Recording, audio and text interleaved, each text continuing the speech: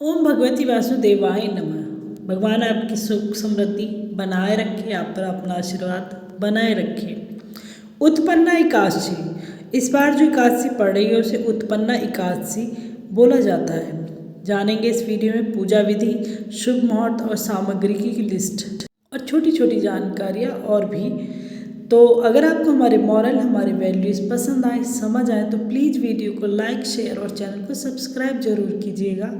हिंदू धर्म में एकादशी का बहुत ही अधिक महत्व माना जाता है।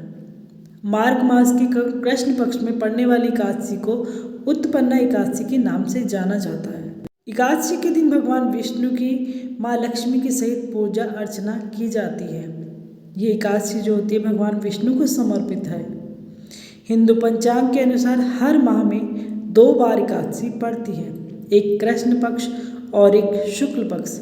साल में कुल 14 एकादशी पड़ती है।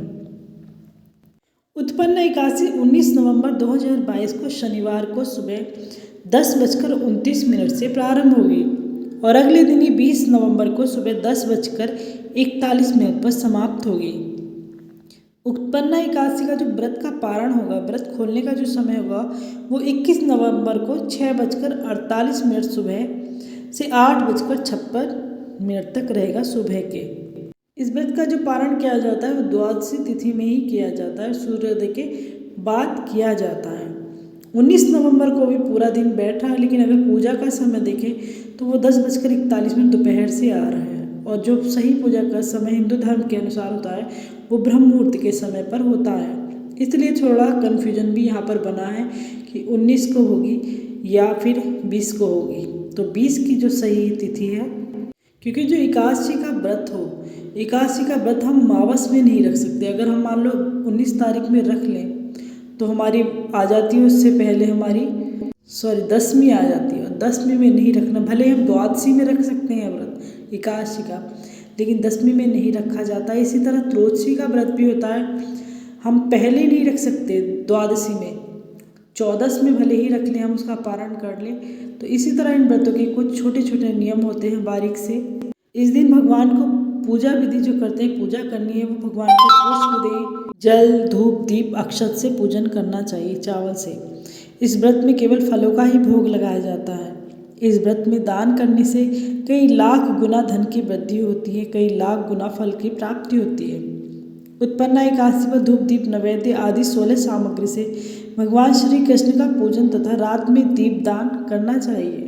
सुबह जल्दी उठकर स्नान करना चाहिए, मंदिर में दीपक जलाना चाहिए। भगवान विष्णु को गंगा जल से भी अभिषेक करना चाहिए। भगवान विष्णु पर पुष्प और तुलसी दल अर्पित करना चाहिए, लेकिन अगर रविवार है तो तुलसी दल का नहीं अर्पित करना चाहिए। अगर व्रत में किसी भी एकादशी में या किसी भी व्रत में रविवार के दिन तुलसी को नहीं तोड़ना चाहिए, तुलसी पत्र नहीं तोड़ने चाहिए। अगर संभव हो तो व्रत रखें, नहीं तो व्रत के थोड़े बहुत ही नियम जरूर पालन करने चाहिए। कि जो व्रत भी नहीं रख रहे हैं वो पूजा कर सकते हैं भगवान विष्णु के अपनी श्रद्धा अनुसार, अपनी भक्ति अनुसार, अपनी सामर्थ्य अनुसार। इस दिन भगवान विष्णु के साथ माँ लक्ष्मी की पूजा भी करनी चाहिए। अगर संभव हो तो अगर स्नान कर रहे हैं तो गंगा जल डालकर ही हमें स्नान करना चाहिए उस दिन। धर्मशास्त्रों में उत्पन्ना एकादशी का नाम जो है वैतरणी एकादशी भी बताया गया है। अतः उत्पन्ना एकादशी माता की कथा पढ़ने से मनुष्य सब पापों से मुक्त हो जाता है और इस लोक में सभी सुख को भोगकर स्वर्ग की प्राप्ति होती है। और कुछ नियम ऐसे होते हैं कि जानते सब हैं पर कितना निभा पाते हैं उसके ऊपर हमारे ऊपर डिपेंड करता है। मीन्स हमें किसी के लिए बुरा नहीं करना, बोलना है, क्रोध नहीं करना है, गुस्सा नहीं करना है, चुगली बुराई नहीं करनी है और बड़ों का सम्मान करना है। सात्विक भोजन करना है, मतलब मांस, मदिरा, प्याज, लहसुन से दूर रहना है। ब्रह्मचर्य का पालन करना चाहिए, व्रत कोई सा भी हो। और रात्रि को भजन कीर्तन करना चाहिए। ज़्यादा नहीं कर सकते, पूरी रात्रि नहीं कर सकते तो 2 भजन ही बैठ कर गा लो, 5 भजन ही बैठ कर गा लो। ज़रूरी नहीं है कि मोहल्ले भर को इकट्ठा करा जाए। नहीं आ रहा है, कोई नहीं हो पा रहा है, कुछ नहीं हो पा रहा तो अपने आप अकेले ही हैं, अपने आप 2 भजन गा लो, 5 भजन गा लो, भगवान का स्मरण कर लो, भगवान को याद कर लो। भगवान तो श्रद्धि से जो है भक्ति के भूखे हैं और श्री कृष्ण हैं, उन्होंने तो वैसे भी नियमों को इतना नहीं माना है, उन्होंने तो मन की श्रद्धा और भक्ति ही देखी है सदा। अगर संक्षिप्त में इनकी कथा कहें, कथा बोली बताऊं मैं, तो उत्पन्ना एकादशी की पौराणिक व्रत कथा के अनुसार सतयुग में एक मूर नामक दैत्य था जिसने इंद्र सहित सभी देवताओं को जीत लिया।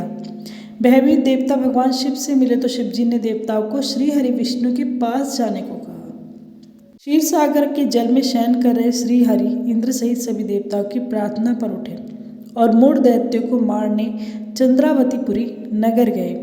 सुदर्शन चक्र से उन्होंने अनगिनत दैत्यों का वध किया। फिर वे बद्रिका आश्रम की सिंगावती नामक 12 योजन लंबी गुफा में सो गए। मूर ने उन्हें जैसे ही मारने का विचार किया, वैसे ही श्री हरि विष्णु के शरीर से एक कन्या निकली और उसने मूर दैत्य का वध कर दिया। जागने पर श्रीहरि को उस कन्या ने, जिसका नाम एकादशी था, बताया कि मूर को श्रीहरि के आशीर्वाद से हमने मारा है। खुश होकर श्रीहरि ने वैतरणी यानी उत्पन्ना एकादशी देवी को सभी तीर्थों में प्रधान होने का वरदान दिया। इस तरह से श्री विष्णु के शरीर से माता एकादशी के उत्पन्न होने की एक कथा पुराणों में है। इसीलिए उन्हें श्रीहरि के विष्णु के शरीर से उत्पन्न होने के कारण उन्हें उत्पन्ना भी कहा जाता है। इस एकादशी के दिन त्रिस्पर्शा नामी यानी कि जिसने एकादशी, द्वादशी और त्रयोदशी तिथि भी हो, बड़ी शुभ मानी जाती है। इस दिन एकादशी का व्रत रखने से 100 एकादशी व्रत करने का फल मिलता है। आपको हमारे मॉडल पसंद आए और समझ आए तो प्लीज़ वीडियो को लाइक शेयर जरूर कीजिएगा। धन्यवाद।